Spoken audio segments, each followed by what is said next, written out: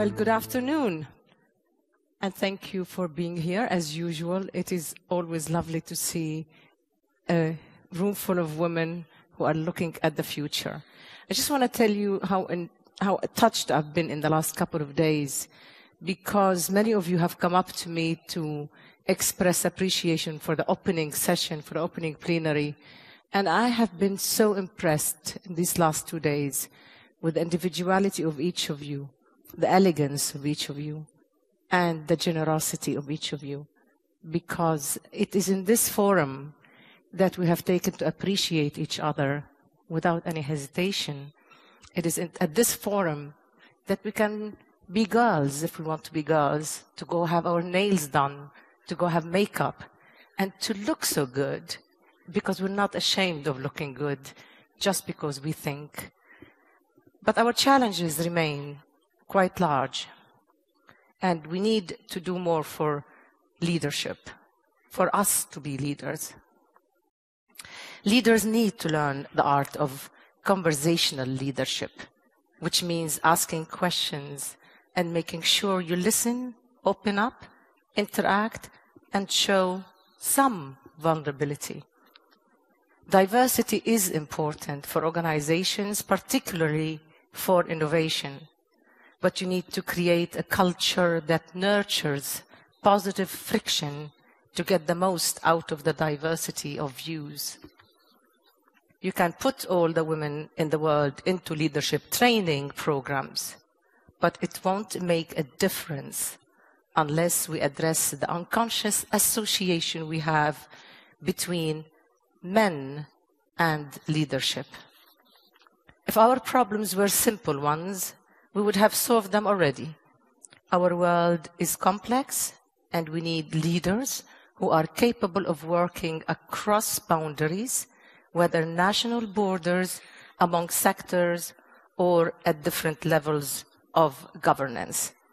This afternoon, I will have the pleasure of a conversation with 4 exceptional women, a leader in her own field, and this conversation will go as follows. I will ask each individual panelist to come up. I'll have about 6 to 7 minutes conversation with each of the panelists. Then I'll engage them collectively. And then I really am looking forward to your participation in the conversation. The opening plenary was meant not to have questions and answers, but this closing plenary, we want you all on it and in it. So welcome to this conversation, and allow me to invite to the podium Clara Gaymard, President and CEO GE France and Vice President GE International. Prior to joining GE, she was Ambassador President of the Invest in France agency in charge of promoting foreign investments in France, and a Deputy Director in the French Ministry of Finance. Clara is also the author of a number of books, including 2003, If It Was Enough to Love, which poses the philosophical question, are any of us who others think we are, or do we all have something to hide? Welcome. Welcome to the floor. Welcome. Well, taking a look at you, you may have that problem with these wonderful high heels and very elegant lady, pretty and young, and it's a problem, I'm told, as you have told us in stories we were sharing behind the scenes. It's become a problem. Why is that a problem, and for whom? No, I was just telling an anecdote where I had an evaluation in my company. Many of you know that, the 360. And one of the comments was that I was too elegant and my high was too high, and that was against my credibility. So, we have a lot of work to do, The company, you have a lot of men around you, and sometimes they are looking at you, not about what you are saying, but how you are looking. We need now to think of how to overcome these obstacles, but we also need to think about how to build new growth models. We have a challenge and opportunity of technologies. Where do you stand on this? We all are speaking about the emerging countries, which are for sure building the future, having more countries, actors of the future. First of all, it brings a new diversity, because when you think of the globalization that those last 15 years has been made by maybe, UK, US, Europe and China. So let's say 3 big actors and maybe only 30 companies. And having many companies coming from China, from India, from Korea, playing their role in the globalization brings by nature a diversity, because they come also with their culture. But what is even more important for me is that we are living in a time where we have emerging technologies. And if you think about it, it's a very special time we are living today, because if you take in the big sector which will change our life, health, transportation, energy, water, you have the biomass, you have the wind, you have the solar, you have all what is about distributed energy, all what you heard about the smart grid, the smart meter. You have all about the nanotechnology, which change the health. We are going in Israel, we are putting kind of batteries inside the brain to cure some disease. You have all what we call the Internet of Things, the fact that the machine will speak to each machine. And all that will change our life. But if you look at that, all those technologies are not mature yet. What do you mean by that? Why? I mean by that if you take, for example, the Internet of Things, what we call the Internet of Things, that will change our life for health. Because on an iPad or on a cell phone, you can control if your grandmother is eating well, if she's taking her pills, and follow her at home. You can also, with a kind of small, what we call a V-scan, which is the size of an ultrasound, do an ultrasound at home. So it means that change completely the business model of the way that the care will come to the people and not the people come to the care. But that is not mature yet. The same in energy, the same in transportation. You will have a time where on your cell phone you will buy a ticket that will bring you from Deauville to Hong Kong directly and tell you at each time where you have to change and pay only once. All that kind of thing are not mature yet. But nevertheless, healthcare is being radicalized because of this technology now, because even older people are on their iPad communicating their own, or understanding their own, diagnosing themselves almost, in effect, because they have such access. How is radicalizing the healthcare system going to affect the society as the elderly grow older? I mean, the question of those new technologies in healthcare or elsewhere is that it's not only technologies, it's a new way to behave. And that will push us to change the way that our society are working. And it comes to one point which I think is very important to me, is that we are coming from the Middle Age to Renaissance now. What do I mean with that? Is that we were having big companies like big castle or big boats fighting against each other. And now you see that it is small boats that are able to navigate. And the other thing which is even more important is that we lived with the idea that when we had the knowledge, we had the power. It's the I know I can. And now we are not anymore in the I know I can. We are in I share I can. If you share the knowledge as you do on Facebook or Google or whatever, if you share the knowledge as we are doing all together during those 2 days, we will be stronger and we will have the power to act. Are women better at sharing knowledge than men? Yeah, it starts from the school. I have a big family. I have 6 girls and 3 boys. And 6 girls and 3 boys? And when my girls, I remember that when they were kids, we were in the car and waiting for their father. And, the girls are speaking together, having a discussion. And the boy, they fight. And when you ask them, why do you fight? They say they play. You go in a school, you will see that the boy will fight for a ball. And the girls will speak and try to, having discussion and share things and so on. So, I mean, it's not about education. It's about the way we behave. We are different, and we have to accept the fact that we are different and we bring something different. But yes, while women might have more resilience, are they a little weaker when it comes to uncertainty? Uncertainty is one thing, and I think we are, I don't like that much saying, you know, boys and girls and so on, but a certainty is something that is navigating the certainty is something that the new leaders need to have, quality they need to have, but they need also to be very humble, because even more than uncertainty, it's the fact that the only thing which is certain is that this world will be more unpredictable. So how do you behave when something happened that you have not absolutely think about? Mm-hmm. And that, it's a matter of courage and imagination, and I think it's something that women and men have. The only thing is that the women doesn't have the possibility to express the goal they have in their hand and have the power when it is needed in period of uncertainty. So what are the qualities of leadership in volatile times in that case, particularly for women?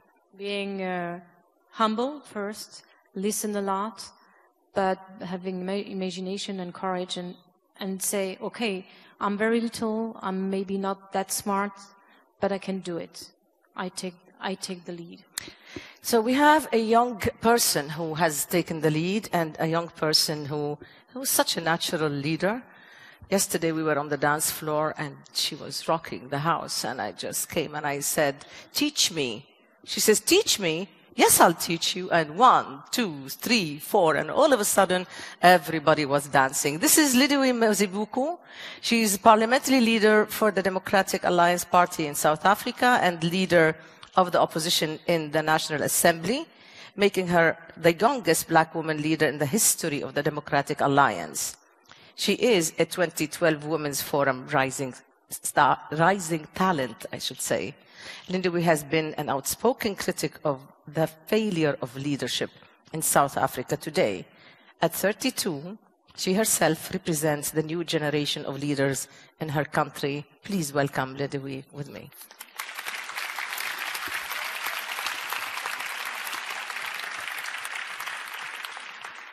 I thought you were going to dance your way up here. So let's talk about ideology. We've known ideologies in the past in its traditional way, left, right, and these borders or these descriptions have been quite different, defined differently. You don't know who's a leftist, who's a rightist these days. But is the idea of ideology necessary? Is it like something that you need to be aligned with it as a religion? Or is it dépassé already? We don't want ideology, we want something else? Ideology certainly has a history. It has a place in politics and in the kind of political philosophy that leaders advocate. But I think the most successful political leaders in the world today are leaders who are able to transcend ideology and be pragmatic in the best kind of way when the context requires it. So you have leaders in countries like Brazil, which are supposed to be a government of social politicians, socialist politicians who are privatizing public entities. And you have a conservative government in the UK that champions universal welfare and everything in between. It's becoming much more about responding to the challenges that an individual context or country faces than about sticking to dogmatic ideological beliefs as though you might stick to church doctrine or any other form of religious belief. And I think the strongest leaders in politics and in government today are leaders who are able to understand that and to govern in a way that is flexible, that is responsive, and that engages with the issues rather than with ideological dogma. Well, a lot of the countries and leaders, or leaders to be, sometimes you have leaders during the time of change, in transitional times. But then immediately after these transitional times, there is always the danger of going back to business as usual. You have a lot of people going right back into the pattern of what it used to be, monopoly, whether it is a lack of vision, and then you have then the visionaries who I don't know where do they go after their party or themselves arrive to power. Somehow they lack that leadership they promised. What do you want to say about that? I've noticed, certainly in my own context in South Africa, a country that has gone through a very difficult transition from a hugely divided and difficult past, that the pressure of transition brings about leaders of vision who are able to encourage people to look past their own self-interest and do things for the greater good, to forgive when it's necessary, to forgive, to reconcile, to work together, and to give a place to people who would have seen each other as adversaries. Our own first president was an iconic example of that kind of leadership. And then I think in more established democracies and in other parts of the world, you may find leaders whose job is simply to keep the machinery of government going. But sometimes you will find transactional leaders who ask people to look after self-interest and to keep the system going in a context of change when you need somebody with vision who can bring diverse groups of people together. So it's always important, I think, for leaders to be able to understand whether or not they're in the process of transforming the way a society or a group of people operate, engage with each other, look to each other, and whether or not the kind of leadership they need is simply to keep the machinery going effectively and efficiently, or that kind of visionary leadership that says, you and I both have a place in this country and we can contribute. Transformative leadership is a very tall order. Yes. Do you know many examples or any of transformative leadership now? No, and I suppose that's the problem. I mean, it tends to be something that comes out of times of conflict. So leaders like, Aung San Suu Kyi, people like F.W. de Klerk and Nelson Mandela, who came together to try and build that kind of transformative moment that everybody could understand that they were better together than they were apart. Sometimes you have transformative leaders at a time when they aren't necessarily what the electorate wants or needs or expects. I think Barack Obama is a transformative leader who came at a time when I think even America was taken aback by his skill and his ability to express difference of feeling and of experience in a single country. And so there are times when it happens, and it's at an absolutely necessary time in a country's history. There are times when it's absent. But then does the system win? I don't think the system wins all the time. I think the system is certainly more adept at producing the outcomes that it wants. And I suppose that's the challenge of being a transformative leader, how to convince people to do things differently for the greater good. What about responsive leadership? Now, of course, we are in the time that we were talking about a little earlier, interaction, sharing information, being part of the internet generation, even me. So what happens then? Where does this take us? The responsive leadership. Yes, leaders are being held accountable much more regularly than at the polls at election time now. They're being held accountable by the fact that citizens can access information on the internet and through various other quite democratic means of gathering information beyond speeches and newspapers. And so they're being held accountable in much shorter cycles on a much more regular basis. And they need to be able to respond. They need to view those media as legitimate expressions of public concern or public interest in matters of public interest and actually respond and engage. So, leaders who are on social media, who have blogs, who regularly communicate with their electorate tend to be more successful at times of election than those who show up for the election campaign and then disappear into the bureaucracy of government. Of course, there are exceptions, but I think the modern world is presenting leaders with that very particular challenge. You are no longer just around for election time or for your colleagues' elections, but you have to be ever present, ever ready to respond, and ever ready to deal with issues in a very tight cycle. And is this the post-ideological leadership? Well, of course it is, because with the flattening of information comes the comparison between other countries, between your country and other countries. So your citizens are able to see what's happening in Brazil, what's happening in Turkey, and ask you questions about why you are not doing the same here. And so perhaps you might be forced to rethink some of the preconceptions that you may have had in that more rigid ideological space and say to yourself, well, if another government is able to achieve this by doing that, perhaps I need to apply some of those principles. I think information and access to information is always going to be good for democracy, sometimes difficult for politicians, but I think think ultimately it's the voter, the citizen who benefits. Our next panelist knows a lot about this subject, about leadership and being close to politicians. Christine Ockrent is a renowned journalist. She is now writing signed editorials for a number of European newspapers, as well as working with BBC World and the BBC World Service. Christine has had a remarkable career in France, including being the first female anchor of the 8 p.m. news on Antenne 2 television channel and presenting France Europe Express, a TV show oriented to European issues. She has also worked for American television, collaborating with 60 Minutes, the CBS News magazine. My friend Christine, please come join us.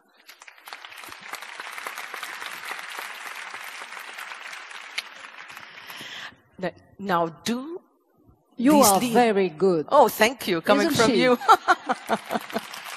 Thank you. Thank you. Thank you. So, in order to get to be elected leaders, nowadays, given the complexity of matters, do these men and women have to lie? Of course, otherwise they don't get elected. It's as simple as that. So, and unfortunately, the media help them doing so. Because what is very interesting in our democracies, and it was striking that our friend mentioned Brazil and Turkey, my concern is our European countries are no longer quoted as being any kind of model that should be followed. Mm-hmm.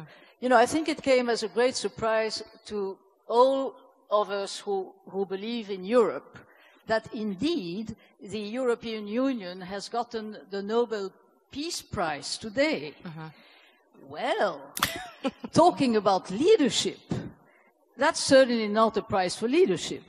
It's certainly, you know, legitimate when you think of that very unique process bringing peace to our continent.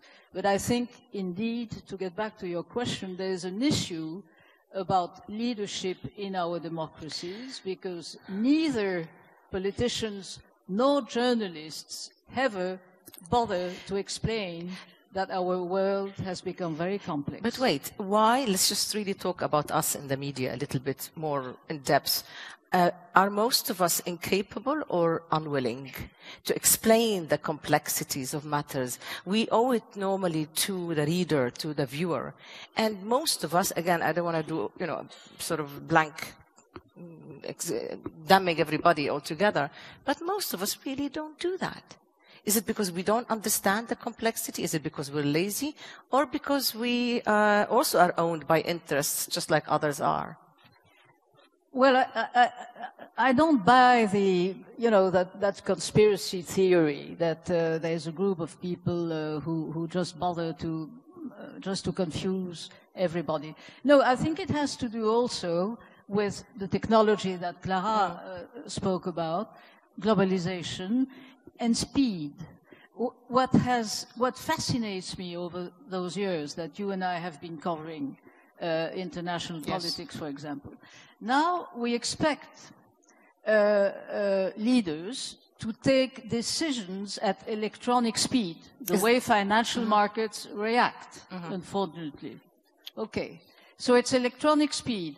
They are supposed to take an instant decision, and also we all expect the process of that decision-making to be transparent. I think transparency is a lie. I think it is just one of those, you know, there's those wonderful words, fashionable words, transparency, resilience. Okay, transparency, it's impossible in any complex society, in any business. You cannot have a transparent process of decision-making because that's not the way it can be done. And when you add to that the speed, electronic speed in our business, it used to be that we had a little time to think before we would go on the air. At least we had that pretense. Okay. Now we can't. Now it's more harmful. You know, and we get the picture before we know about what's been happening. So I think these two dimensions, complexity and speed, make leadership and certainly political leadership, a very difficult exercise. Let me ask you about the economic, or the lack of the economic growth in Europe. That's a simple one. Is this wishful thinking that we speak about growth in Europe now? Is it a wishful thinking, or is there no obvious or an obvious model that I'm missing? Well, first of all, there are, fortunately, countries or areas where there is growth.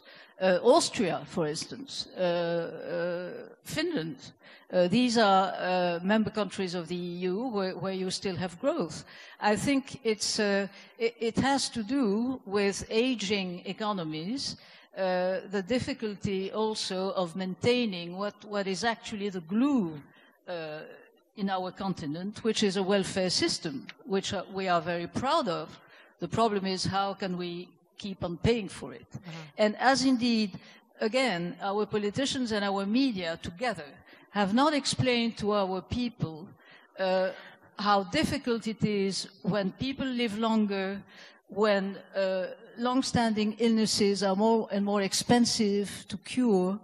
It is very important to keep a basic equal access to health, but it is also important to pay for it. That's right. And so this is a very specific but common issue that you find in all our European countries. Otherwise, there are many reasons why there is no growth for the time being. A quick question, Christine. You know a lot of men in power, and you probably know that terrible disease called that men who have been there for a very long time in power, how they just can't just get out of that power. Yes, I know women who are the same good. way. Okay, good. And so what do you do about that? Well, Is there a way? Is there a way to nature. explain them? Is there a way to? Can women do it better? Can women learn from men's mistakes in terms of that clinging to power to the extent that it eats up? I mean, in Africa, we know men who went into position that we thought, my God, liberators, visionaries, and they turned out to be dictators because they clung to power for a very long time. I'm sure we have some of those in Europe and beyond. Well, you know, General de Gaulle had that wonderful phrase, you know, you can't expect from me at my age, I don't know how old he was, 72, to become a dictator. But I think the difference with women, and I think Clara made a very good point, I think there's more humility with women. Yeah. What really gets me with men in power, and that goes for business, it goes for, you know, all fields of activity, is that it's very difficult for them too to reach a certain level of power. But once they reach that level, they never have to prove they are legitimate again. When we women manage to reach a certain level, we always have to prove we're legitimate. You know, whatever we do, and that's a basic difference. And I think it has to do also with humility. And I think that almost to a degree, and sometimes too much, we are prone to say, oh, okay, yes, this I messed up, or this I shouldn't have done this way. We have to educate men better. Very good way to bring in a woman who is a leader of women and a powerful one, and maybe she's educating a lot of us already on how do we work with each other and do something for one another. This is Mélène Verveer. She is the U.S. Ambassador at Large for Global Women's Issues, co-founder and former chairman of the board of the Vital Voices Partnership, an international NGO supporting global women's leadership, and former chief of staff to First Lady of the United States, Hillary Rodham Clinton. Ambassador Verveer is a long-time friend and supporter of the Women's Forum, and we welcome you again.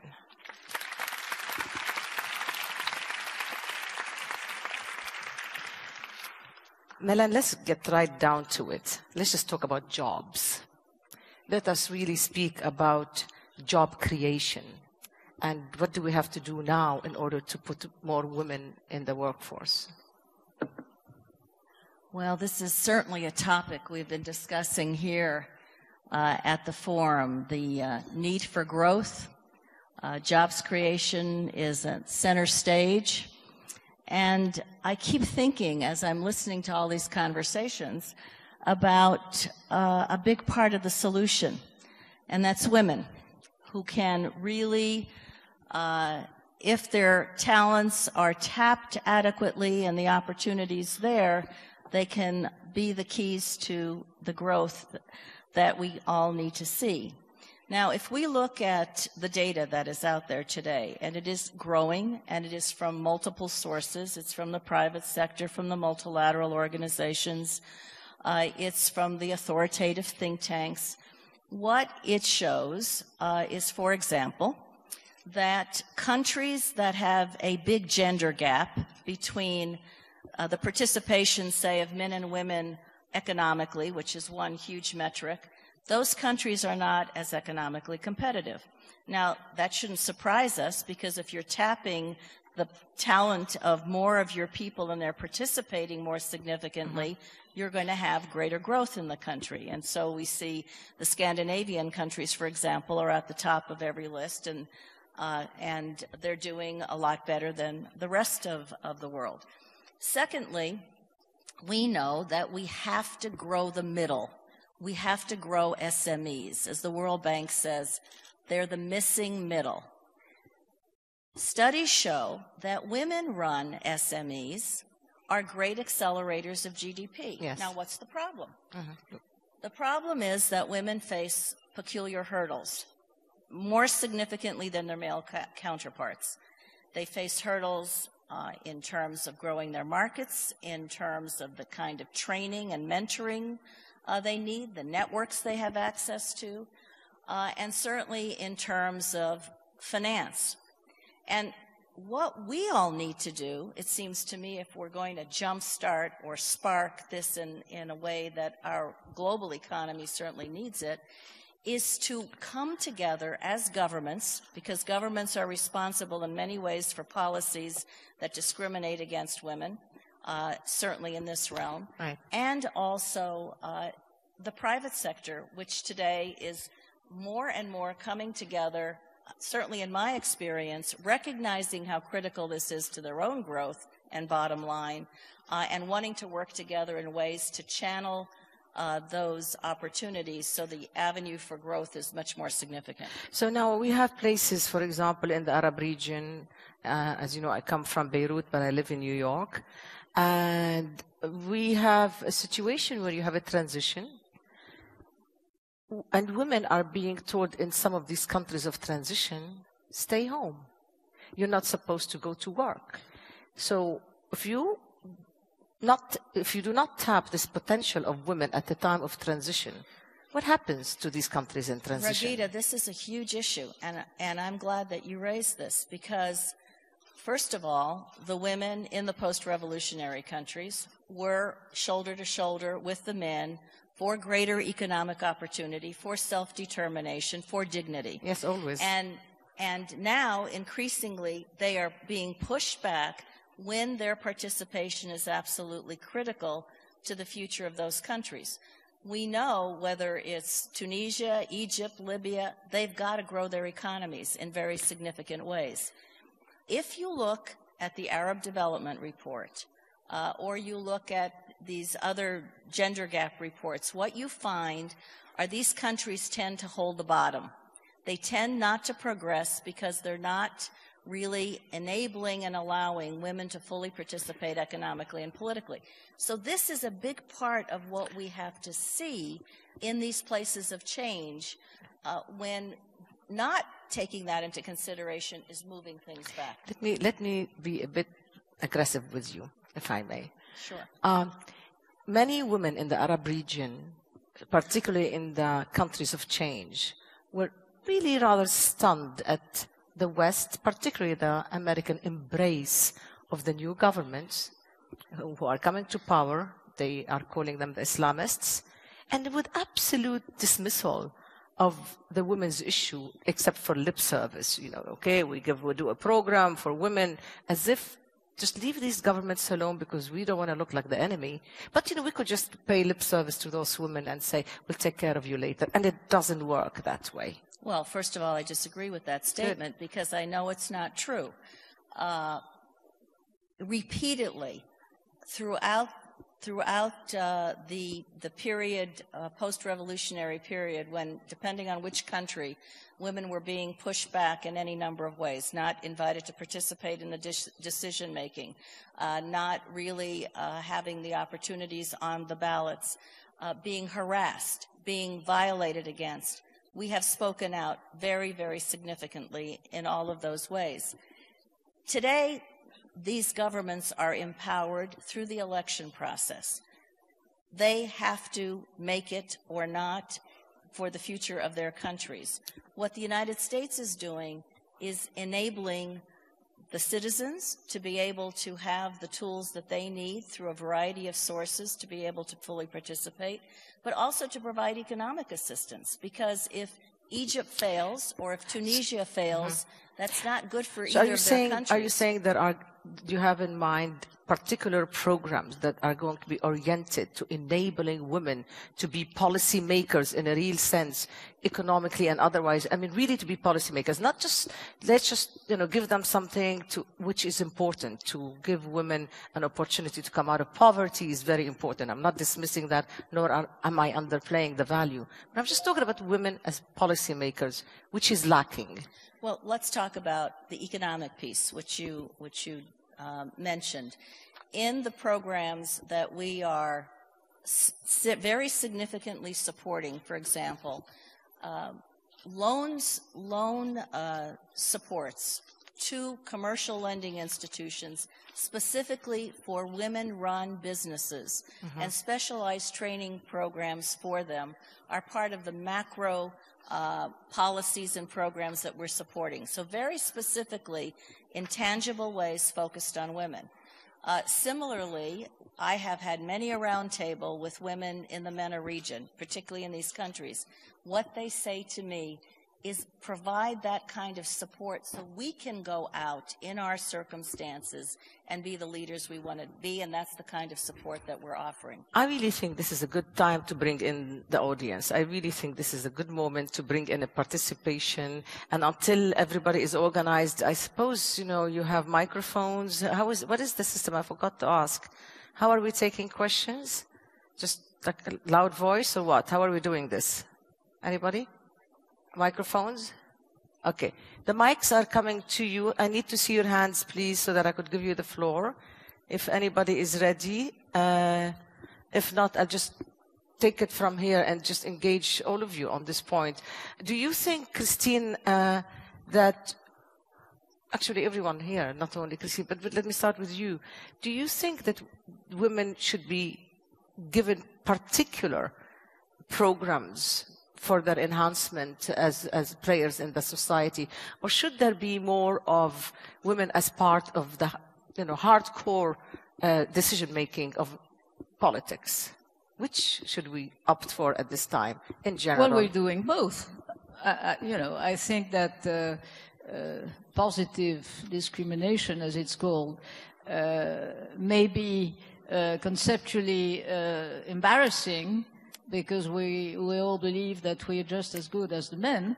But it's true that in some parts of the world, and even in our society here in France, if there isn't a way to impose for more women to be on boards or to be in education, to be in jobs, it won't happen. So yes.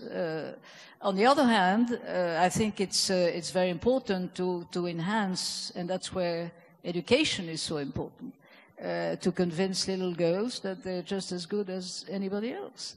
And that is why there's remarkable progress in countries with many more economic difficulties than we do here in Europe.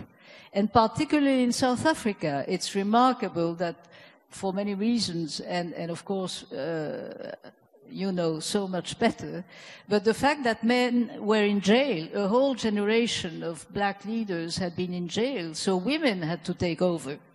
Yep. And indeed they have.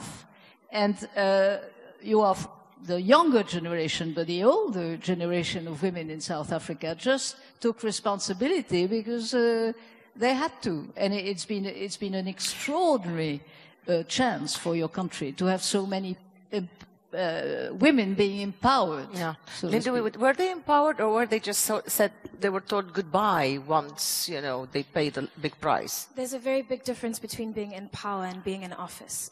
Firstly, I want to agree that it is both. You must both engage in active process of positive discrimination to redress the imbalances of the past, and you must empower with education and access to economic opportunities women to do for themselves. But you mustn't mistake one for the other.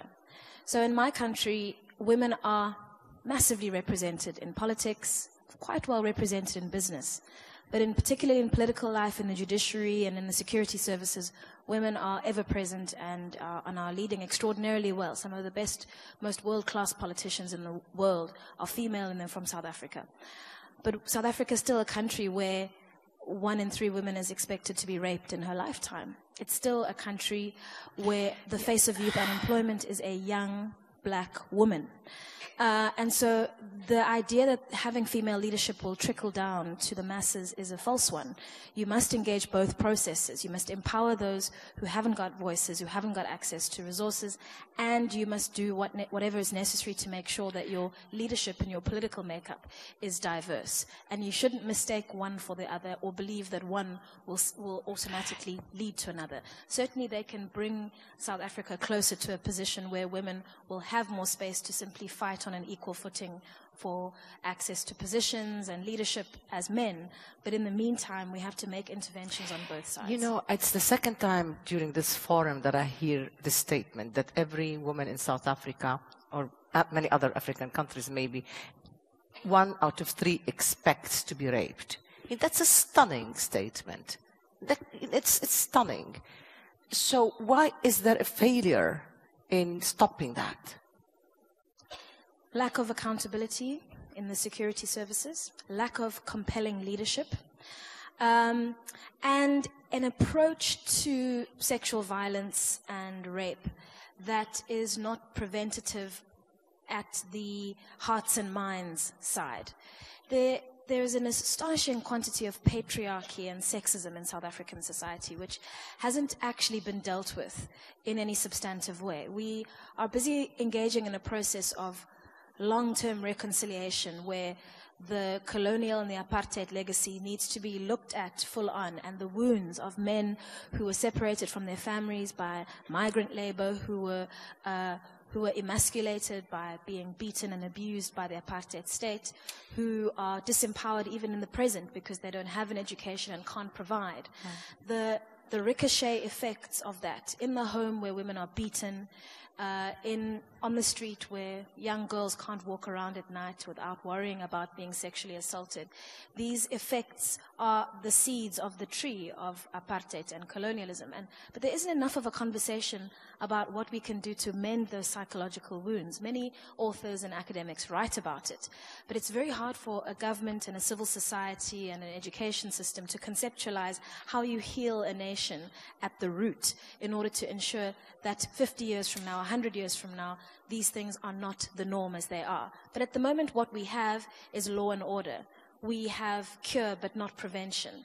And cure is better policing, more effective sexual offenses, units in police stations, et cetera, et cetera. But we haven't quite gotten to grips with how we're going to address the cultural, the historic legacy of patriarchy and sexism in South Africa and why it manifests in violence against women. Can I just add to this?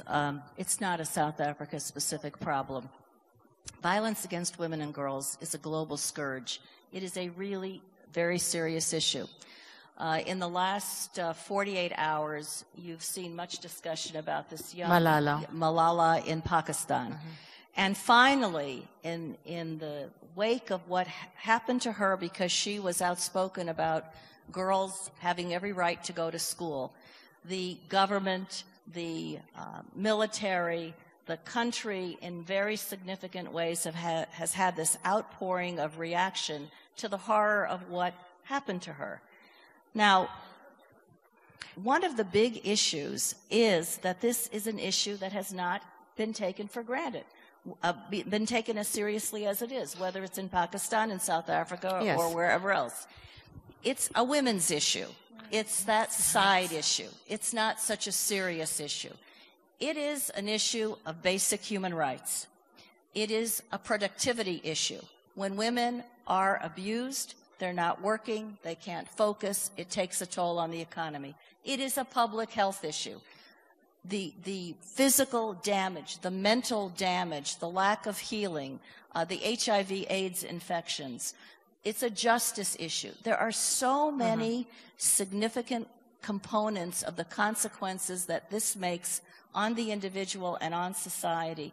And I think not until we focus on the fact that it's not private, it's not cultural, it is criminal. Yes, it has to be prosecuted, and I believe that there were more prosecutions, you would see fewer manifestations. But we have to go at the prevention and protection as well. Clara, I want to get to you in a second, but quickly, No, Christine. a quick word. Yeah, go ahead. And I want to see hands, please, in order to bring you in. Okay. Even when the prosecution process exists, there can be shocking decisions. There has just been one here in France, where a girl was consistently raped by a group of boys for years. And the verdict was given a couple of days ago. 5 of the boys were just let free, and 2 had just 1-2 years in jail. Which means that even in our societies, where we don't have all, you know, the heavy weight of what you described, or Pakistan, even here, our judiciary somehow does not give the same importance to women being raped as to other criminal issues. It's just bewildering. Clara, I want to see the role of the private sector in terms of, is there a possibility for the private sector to support girls and women, not only on the issue of rape, but to really, I mean, is the private sector doing what it should do? And then I'm going to go to the floor. After speaking of rape, where I'm coming back is, of course, more about the business issue is not as important that the subject we were just speaking about.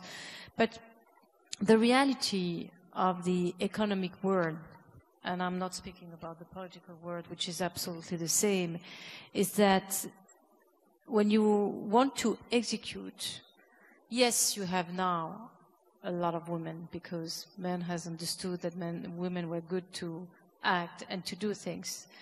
But when you come to the real power, there is nearly no women. In a country like France, in the CAC 40, you have no women.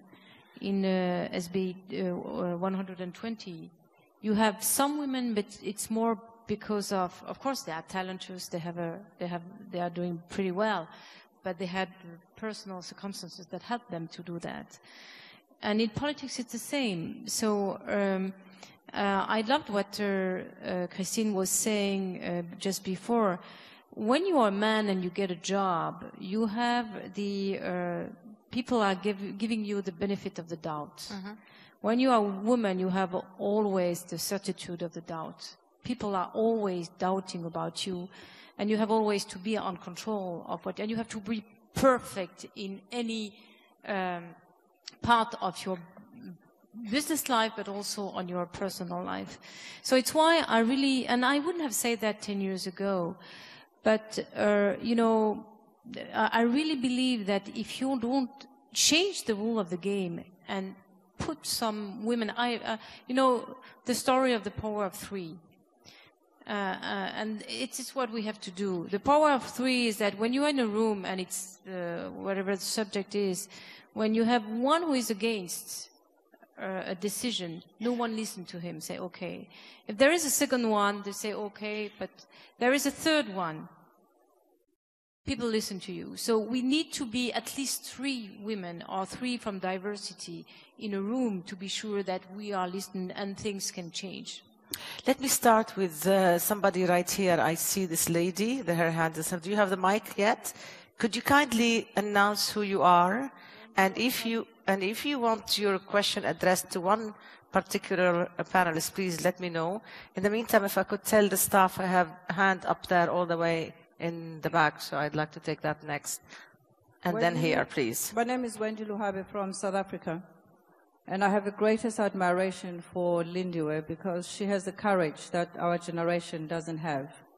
The question I have for all of you on the panel is that given the state of the world today, where we wake up every morning to a new crisis and the leadership vacuum in the world, what kind of leadership do you believe is required in the 21st century? All right. Good leadership. I think you ask a very good question, but it's an impossible answer. And I think that the fact that we know so much what's happening all over the world, however different crises may look from one part of the world to the other, the fact also that we need faces and names, and you know, there's a great deal of personification of problems. Oh, that's this country of Mr. So-and-so. That's bad in his country because that's him. So I think, again, we have to take into account the complexity. And I frankly think that the kind of leadership which the world needs is bold, out-of-the-box thinking, but that's easier said than done. I think women in particular, daring for women is a very becoming character because we are brought up not to dare. Be careful, what would people say? Don't rock the boat. Not me, for sure not. No, but to dare is really a very becoming thing for a woman, and I think this is a very important attribute for women in leadership, for leadership. I think what you're saying is very important. I remember when I was in school, where there were only girls, and there were two things that we were told every day, that it was not good to dream. Dreaming was a bad thing. And the other thing was it was not good to give orders. So how do you get anywhere? How do you manage to be a leader? You quit? I was a small girl. I couldn't quit. But many of you in this room has this kind of experience that you had to be nice, polite, or obey. But you can be good at school, yes. But when it comes to real leadership, leadership is about dream, and it's about decide. And so you need to have a vision, and even if you fail, and to assume the fact that you are the face of this vision, and also that you have to decide and share. I think leadership is also about commitment and service, and we have too little of that. We do need to be visionary. I think we've got too many people who look at a problem today and say why, instead of seeing solutions and saying why not and going at it. But we also have an awful lot of leaders who aren't responsive to the needs of the people they're supposed to be serving. And I think that paradigm has got to shift in favor of the needs of the people. I want to ask you a question in answering this question. When people look at you at your age, do they think that when we talk about the role of leadership, is it premature or immature for you to be in that position? It's interesting because one of the most complex challenges because I ran for office, I ran a very public campaign. It was very unusual in my party at the time. Already daring. And it was an election, as you have, I think, in Britain, where the parliamentary party elects their leader from their own ranks. And there was a widely held belief that I should not have had I shouldn't be having a public campaign because the people I'm talking to can't vote. But I did it because I believed that anybody who runs for leader of the opposition is representing not only the people in their caucus, but the voters, 30,000 per MP, who put those people there and gave them the ability to vote. But I also thought that anyone who stands for office needs to have a purpose. And it's becoming rarer and rarer to encounter leaders in the world today who actually state what they're out to achieve, who identify a problem, who critique what's gone wrong and say, I will do that. particularly in Africa, where big man politics is the order of the day, it's increasingly about personalities, but literal personality politics, where you are a so-and-so-ite, or you're with that faction, or you believe in that person. But when you're asked to articulate what they plan to do differently and why, you're kind of at a loss. And it's all about their personality and what they like and how they make you feel. So purposeful leadership is something I think that is seriously lacking in the world today. Your question about my youth, the thing I said from the start was that it was an advantage, was that South Africa is a young country, that Africa is a young continent. 20 is the average age of an African citizen. And it's not acceptable that we can have such an undiverse leadership. That means that all these young people are led by people who are two generations ahead of them. And we need to inject diversity in terms of generational mix into leadership and I think there's a very important conversation to be had between the older generation and the younger generation, because sometimes they're missing each other, because there's been this tradition to look down at one another in different ways. And I think that intergenerational conversation is very important. Are you ready for me up there? In the corner? You have the mic. Please announce who you are. Yes, sure. Thank you. My name is Leti Chiwara. I work for UN Women in New York, and I'm the head of Africa. Speaking from UN Women, one of the challenges we've been having with women in leadership is that our strategy has mainly focused on having more women in leadership as a strategy. And we are being challenged right now. That is not only a matter of numbers, but it's a matter of the quality of the leadership that you have, both in corporate but also in the public sector. And listening to Clara, listening to Christine and Melanie and all of you, a lot of the attributes you have said of a good woman leader are born attributes. And many a time, the women who end up as women leaders are don't necessarily have those, and they get there because of some reasons that are not necessarily the attributes you mentioned. What strategies can we use to actually make sure that those that get into leadership and don't have those attributes get them? Can you advise us on that? Well, I think you're exactly right to be, for UN Women to be focused on this, because there is an issue with the open door and women being able to participate, and that's certainly the one that you mentioned. But there's also an issue of capacity and effectiveness. And I think far too often we focus on one in the absence of the other. One of the reasons I started the organization Vital Voices was because it was very clear that there were emerging women leaders who needed to be at the table, but they needed to be effectively there. They needed to be good communicators. They needed to know about leadership, and it's not all born. You work at it. And it is also striking how once they're given these opportunities, they are able to do that much better a job. So not just focusing on getting women elected, but helping them once they're elected in terms of governance, in terms of capacity, in terms of functioning in a caucus, in terms of working with the male leaders in the parliament. These are all critically important, and we have to do both. Let me take another question, and then if one of you wants to answer this, maybe you could mix it with the next question. Over there, I believe. Who's got the... There we go. Thank you. I'm Vivian Lau from Junior Achievement Hong Kong, and I have stood on the shoulders of many great women. This week, I stand on the shoulder of a 14-year-old Pakistani girl, Malala. Yes, right. You've talked about the power of three.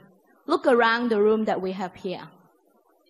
What is the call to action that we all can take to ensure that her demands for basic education can be fulfilled not just in Pakistan, but around the world? What call to action can we take? And also from a women's forum, is there a statement that we can make to support her work? Well, that's a statement. There we are. I salute you for also bringing this issue once again in a way that you're demanding action. I would like to give everyone here the chance to say, is there something we can do for Malala individually or from this podium at any rate? I do not want to speak on behalf of the forum. I have no such role. But let's just use the podium and say what we think should be said. Well, you know, we often underestimate the power of statements, particularly coming from international bodies.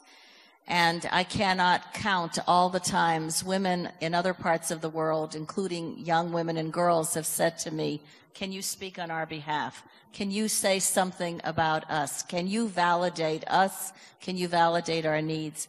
So there's a lot of influence in this room. That influence does matter. But I guess the question is about the sustainability of supporting the call for education of women, particularly under duress.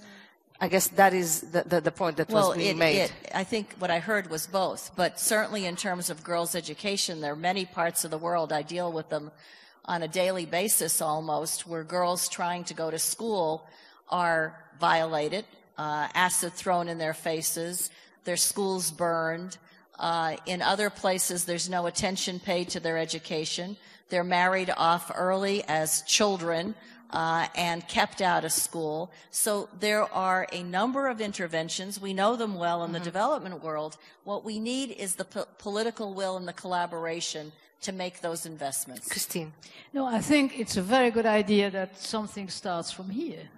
And I think given the power of the web, which in countries like Pakistan is indeed a tool that can be used, you know, the web and Facebook and Twitters and name it, and the Taliban's work with Facebook, and the Taliban's work with internet.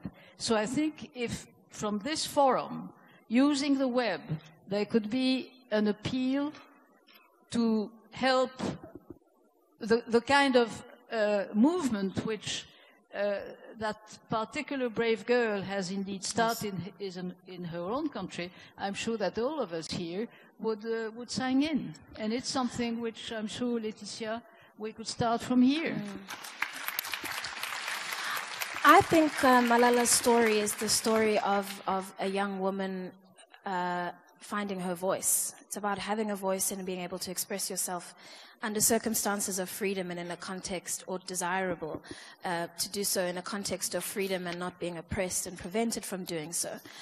And if there's one thing I've heard a lot in this forum, it's women talking about how they felt silenced by being told that they were too pretty or too elegant, or not to dare to express themselves. I think one of the most important things that women, particularly young women throughout the world, need, in addition to education and welfare and social interventions, is to have a voice, to be able to... Yeah, but the question is, sorry to interrupt you, but I think we had a very specific question here about what to do so that, just if you permit me, please, the idea is that the media and everybody now has put Malala up on the screen in every paper. I guess the question was, what do you do to make sure that this doesn't go away when everybody goes back to business as usual? In addition to giving her a voice by telling her her story over and over again, I think if every delegate in this room, at this forum, took responsibility for giving young women voices where they are, in what they do, through mentoring, through leadership, through interactions that enable women to rise in the private sector, to rise in politics and leadership, the more women who have voices and can express themselves, the less we will have cases like these where expression and freedom of expression are crushed and women are told to keep quiet and not express themselves. Clara? I totally agree with Christine. We have to sign something and take a decision from here for Malala. But there is not only one Malala. And I think to answer your question, I think what we have to say is that Malala is not only a victim, she's a talent. And there is a lot, as you say, a lot of girls who are talented, and they can't express their talent. because they don't have education, or even when they have access to education, they don't have access to job, and they don't have access to power. What I'm trying to say is that we shouldn't only be emotional on victims, but on the fact that we are power. We have also be emotional on the fact that we have to empower ourselves. And all of us, we have our experience of frustration, of things that we haven't been able to do, but we have overcome that. It's what we hope for Malala, and it's what we have to say. The way we have to say it is that she's not only a victim, she is a woman who can give something to the country. She's a 14-year-old. Could I tell a quick story on this? Very quick, because I need to bring other people in. It also happened in Pakistan, and many of you probably remember Mukhtar Mai, who was gang raped, and everybody expected in her society that she would kill herself because, after all, it wasn't what was done to her. It was the fact that she was now spoiled in some terrible way. And somehow she got the courage to take her attackers on through the court system. And after difficulties in manning that process, she was able to get some small damages for what happened to her. She took that money and she invested it in a school for girls and a school for boys, enrolled herself in the school for girls because she herself was illiterate. Nobody could understand why she did this. And when she was asked, she said, "Nothing will change without education." And that's certainly true for every girl. The investment in education for a girl is the single best development investment that can be made because of the payoffs. But in far too many places, just like you said, Clara, what happened to Malala is horrible. But there are so many young women today, girls today, who cannot go to school. And this needs a massive effort on everybody's part in their own way. But it also means we put pressure on our elected officials. That's right. And, you know, tell them these are important issues when these are issues really rarely discussed in the body politic. Let's face it. Thank you. Go ahead, please. Pascal Auger, board member of Manitou International. Thanks very much for all your comments. Regarding all these issues we go through about growth and these new growth models, it seems to me that these new models rely on different global solutions and the understanding of different business activities. How energy will impact water business, how water business can impact health business for emerging countries, for instance. So what do you think about new leaders and their profile? Do we need also to empower a little bit more cooperation between companies? Because to reach that global solutions, to reach that mixed activities, we need to cooperate between companies. And I think this cooperation is a key point also for these new leaders between companies, but also between public and private structure, between trade unions and companies also. I'm going to give this to Clara first. Absolutely, it's true. But cooperation don't mean that there is no competition. You know, we have to keep both of them. What you are saying is very important. Is that when we have a problem in a company or in any organization, we believe that we have to change the architecture, the way the company is organized, or to change the process. The reality is that when you want to get to a new product or to a new solution, or it's about the informal network. And I'm not speaking about Facebook or LinkedIn or whatever. It's about the informal network that you can create at any stage of the company, inside the company and outside the company. And the company who has been able to give to the leaders, not at the top level, but at each level and at the top bottom, the capability to the people to network inside their area. So at any stage they can connect outside the company and inside the company, will be the one who will win the next generation of technologies. And remember, we are in a deep crisis, in a big transformation of our country and of our world, but we can have some good surprise. Can I just say that I think what you said is really profound because collaboration and cooperation are absolutely critical for our 21st century challenges. We're not going to get there if government works alone, if the business community works alone, and if civil society is trying to bring change by itself. Nobody has all the competency that we need. Nobody has all the resources that we need. We've got to find ways to work together.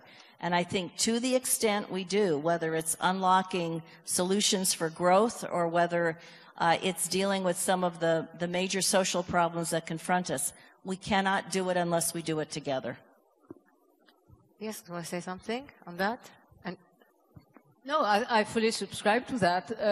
But I was just thinking about the myriad of organizations which already exist, either, you know, the whole intergovernmental system, business communities, trade unions, and so on and so, political parties. I mean, so the problem is that there's no fluidity, or there's no,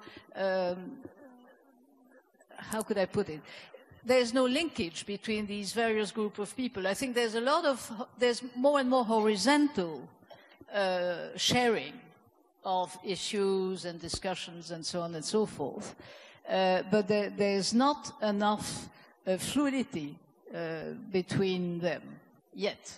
But it's not as if there is none. That's not true. It's also a lack of confidence, you know. It's more, everyone is in the position taking, you know, making statements in the position. And the lack of confidence is maybe something we miss the most. Absolutely. In our society. So listen, I'm going to take a question here. If somebody could hand the microphone to the lady. Did you show? And I need you to cooperate with me. Show me your hands, because we're going to really run out of time, and I want to point out the people. The lady there in red, the lady on the fourth row. Could somebody hand her a mic, please? Do you have it? Yes. Does she have a mic? Okay, so could you hand her a mic, please? And then I have someone up there. And if there's anyone who wants to also make a comment, we're going to be concluding. This is the last, this is the closing plenary. If you have any observations that you think are that we need to hear.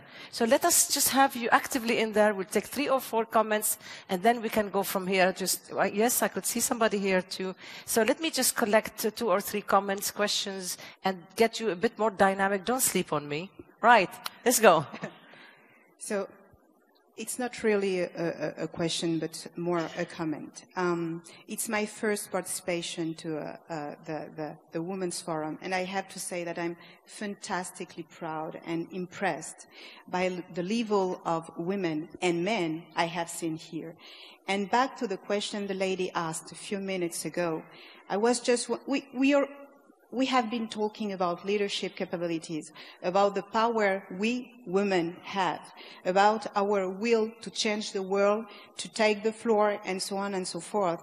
And I think that this forum is a fantastic place to start showing what we are capable of.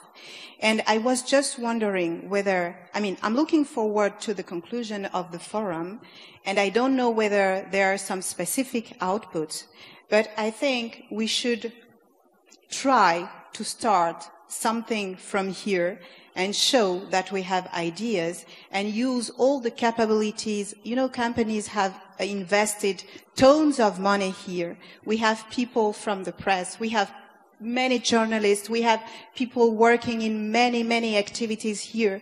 And I think more than talking, we should act now. Excellent. Thank you very much. Please go ahead. I'm Aude Villette. I'm a lawyer at Freshfields. And I think the conference is coming to an end, and we're all looking for takeaways. And I think the Malala's initiative is wonderful. I was wondering as well in terms of things we can do when we're back home. You were talking, Clara, about the fact that you notice differences between the way your boys react and your daughters react. And also the way you've been brought up as, you know, always hush, hush, hush, not make noise. And I was wondering whether there's anything we can do with our daughters and our sons to make sure we have a more of a level playing field going forward. Thank you. I think I have somebody here, please. My name is Angela from South Korea. I would like to make a just comment and question about the transparency that was mentioned in the discussion. In public sector or in private sector, stakeholder-based leadership, by hearing many opinions from several related stakeholders, might increase transparency also.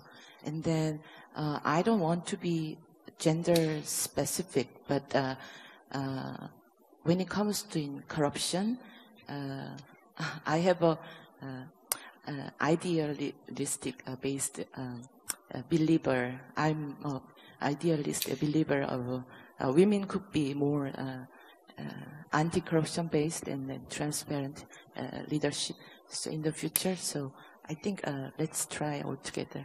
Excellent. Anybody else? I'm going to close it to the floor. Anybody else? All right. That's it. You lost it. We'll start with you, Christine, and we come this way. How's that? Because this is going to be your concluding remarks as well. You could address anything that you heard, and you could just impromptu anything you want. You're a free woman. Why are you starting with me? Okay. Because you could do it. You could corruption. take it. Well, I wish you were right. I hope you're right. But I don't think we should fall into the trap of saying that womanhood is altogether better than manhood. I think that's it would be nice if it were that way. But I don't think it's You mean true. we are not a superior gender? Yes, in many ways. But when it comes to corruption, I'm afraid there are also cases where you find corrupt ladies when they have a chance. That being said, and more seriously, I think what I've heard and what I've heard Milan, whom I've admired very much for many years, say over and over again, is that it all starts with education.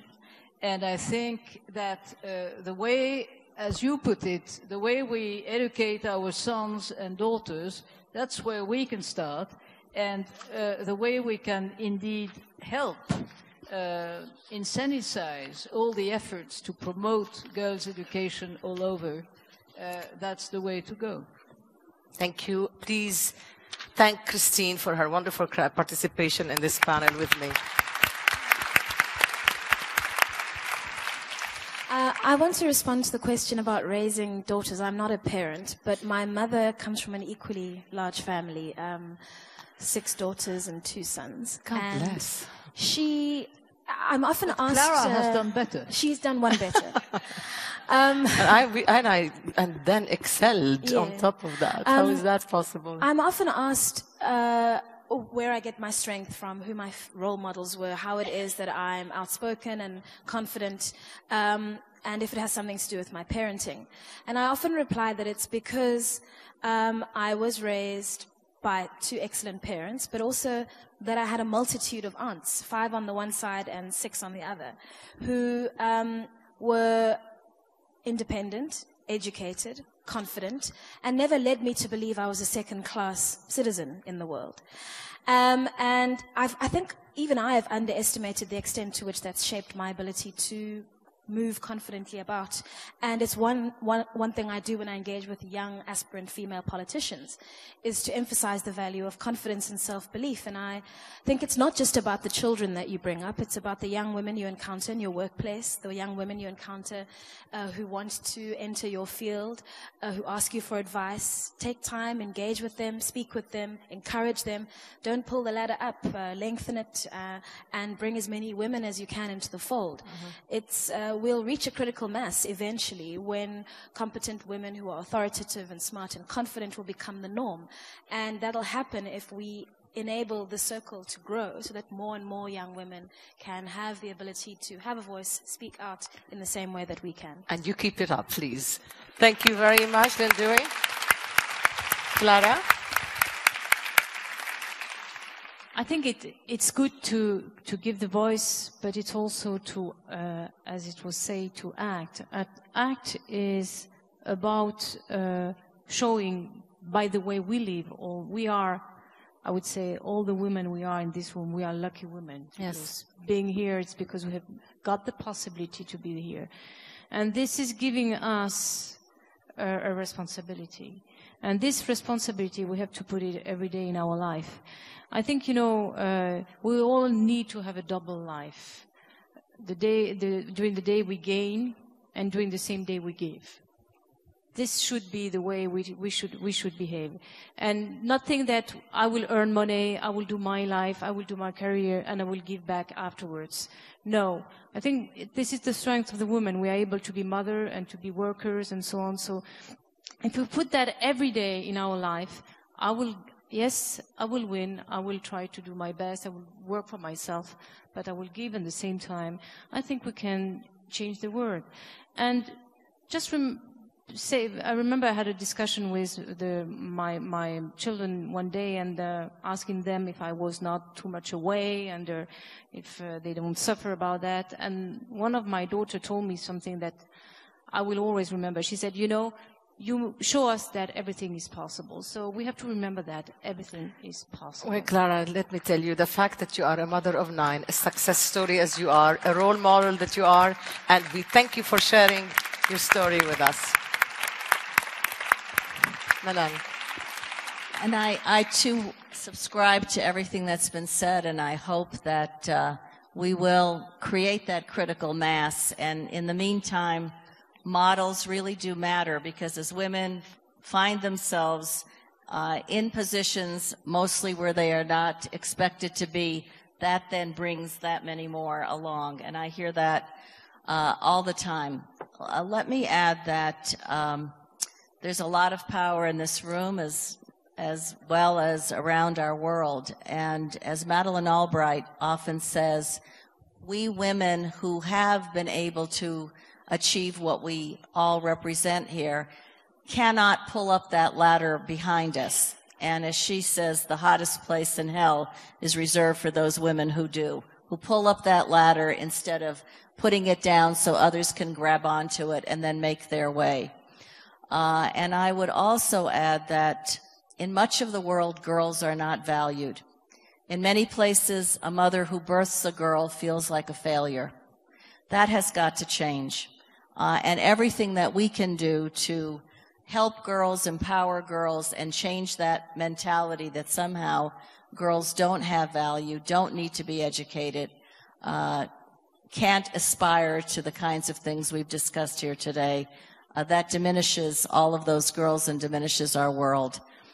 And let me just end in saying that it's been said that the great challenge of our 21st century is gender equality. We're not there yet. It is the right thing to do for a whole host of reasons, including economic growth. But it's also the smart and strategic thing to do. And I think the more steps we can take to achieve gender equality, the better off we'll all be. Join me in thanking Ambassador Verveer Milan.